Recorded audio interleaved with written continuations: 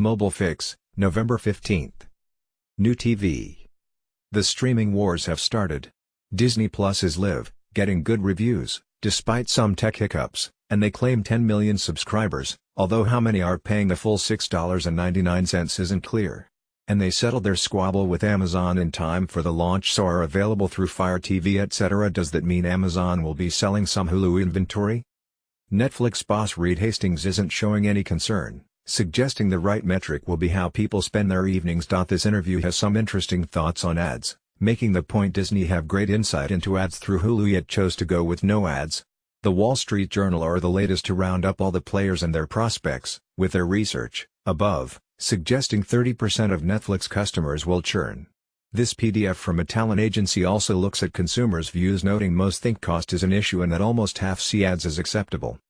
A long piece by Matthew Ball gets into the fact all these competing firms are actually in different businesses and consequently not really in competition.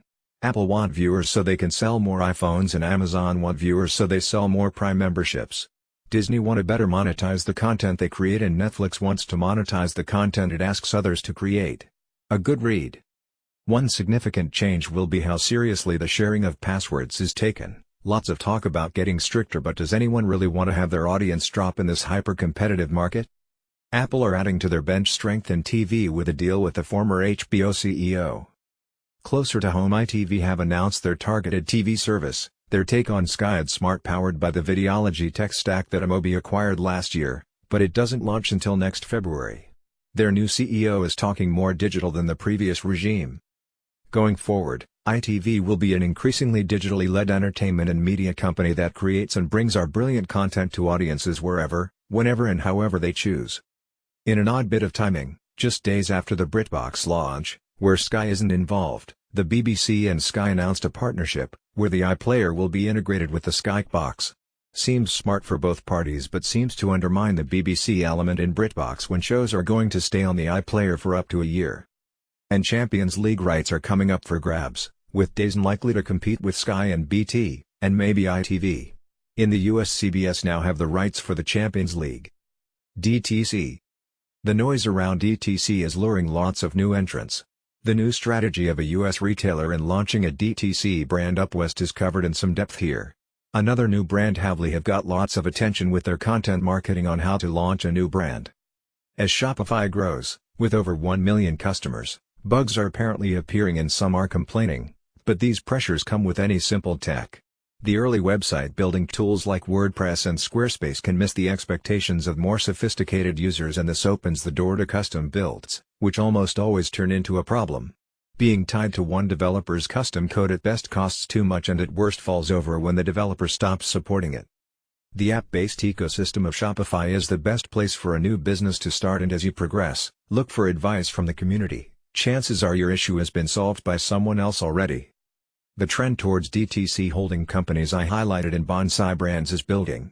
Bowen Drape is now part of Wint Brands, benefiting from back-end consolidation and expertise in marketing and product. Former AOL chief Tim Armstrong has been talking up his plans for building audiences for DTC, and his DTC alternative to Black Friday is almost here. Numeron data shows e-commerce is growing fast. E-commerce ad spend was up 115% in Q3 2019 compared to Q3 2018, and e-commerce ad spend was up 51% versus Q2 2019. Due to increased market saturation, the cost per e-commerce click was up 10.5% in Q3 2019 compared to Q2 2019. Ex-eBay exec joins Nike as CEO and they stop selling direct to Amazon. The antipathy between eBay and Amazon is deep-rooted. We know an ad tech firm who mentioned they used AWS and were told eBay would not work with them unless they changed that. But this underlines the problem Amazon have. Many see them as a competitor rather than a platform or even a retailer. Nike doing the Amazon deal was seen as highly significant by many, and their withdrawal will too. And the key issue for most brands is having Amazon better police fakes and gray stock. H&M are testing live stream shopping. The idea of a DTC equivalent to QVC keeps coming up in China, see below, and I feel sure someone is going to crack it in the West. We think of this as a digital drop a la Supreme etc. China. It's that time of year when Singles Day in China sets new records for e-commerce spend. More interesting this year is how new formats like live streaming have played a part. The Q3 figures for Tencent were poor and missed the low estimates. The gap between them and Alibaba is really opening up. It's worth reading the Tencent investor release, PDF, to see some of the new services that have done well. Other Asian tech firms are doing better. Kakao in South Korea saw profits double. Some more detail on the opening up of China payments we mentioned last week. And this WPP report on social commerce in China is a must-read, PDF. Social. Having taken inspiration from Snap for the last few years now, the Facebook NPD team is finding inspiration in TikTok with their new Instagram Reels app just launched in Brazil. And before they were inspired, they tried to invest, with Zuck negotiating to buy Musical.ly, which was eventually bought by ByteDance and reinvented as TokTok. Action dug into the influencer report that we shared last week and showed that TikTok outperforms Facebook amongst 13 to 16 group. Even more impressive is how well Snap does. WhatsApp have looked to Google Shopping with their new catalog feature as they push for e-commerce. Lots of talk on smart glasses as Apple are seen to be busy on this, although later than thought, with confirmation of what we heard, version 4 of Snap glasses are the big deal. Block quote class equals Twitter tweet p lang equals ndir equals LTR greater than. One more thing I want to call out towards the end of the story, Snap is developing a 4th-gen version of its spectacles camera glasses, codenamed Hermosa, with smart lenses capable of showing RFX. Facebook already working on similar hardware too. BRBR The R wars are on. Less than /P&M dash, Alex Heath, at Alexia Heath, href equals https://twitter.com/alexiaheath/status/1193883824998014978 equals TWSRC%5f greater than November 11, 2019/a/block quote script async src equals https://platform.twitter.com/widgets.js charset equals utf8/script. This review of version 3 Snap glasses hints at the possibility. This roundup of the key players in glasses is a useful summary but misses North and Bose, all of which prepare the market. Ads and privacy.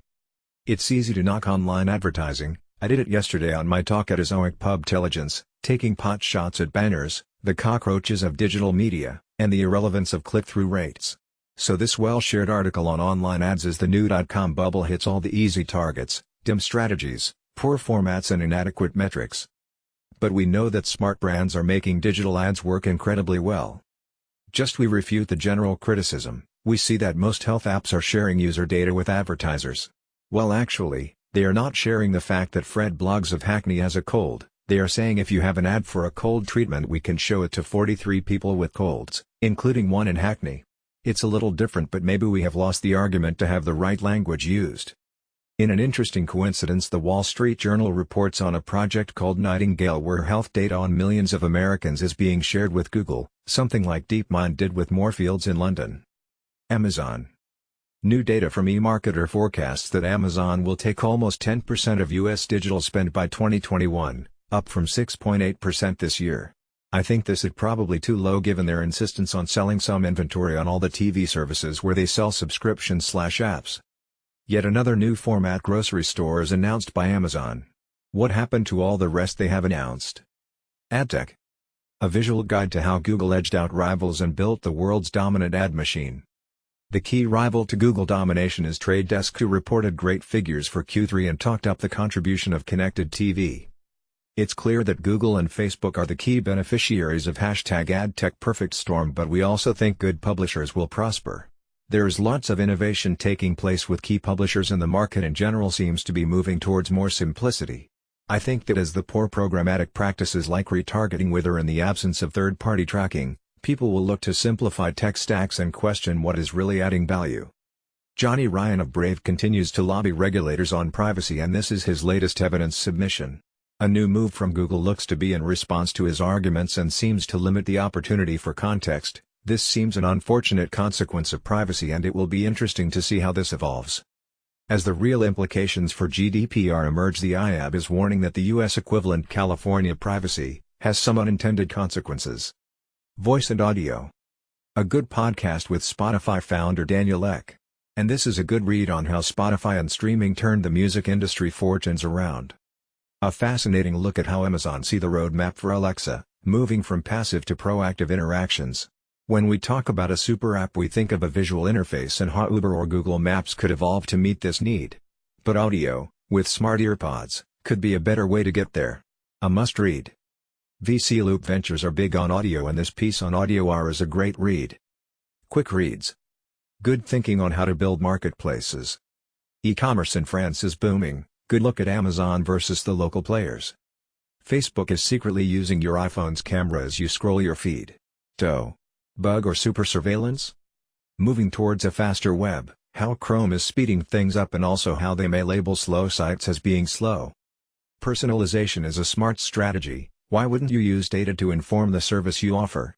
This is a great report on which companies do this well. Barry Diller is one of our favorite billionaires. Major player in TV, then in movies. Then he discovered, and took over, QVC and moved into commerce. His firm IAC is now building out mobile apps and on track to make $200 million revenue annually. We mentioned that Essence were doing some intriguing ads for Google using context and machine learning. I was invited in to hear more about the approach, and it is really interesting. Read more about the activity here. YouTube gets more like Twitch with super stickers. A16Z on growth, sales, and a new era of B2B. Google's global brand lead says ad industry needs to get better at pre-testing digital creative. ABC Entertainment's chief wants to change how TV success is measured. Finally, Google are launching bank accounts.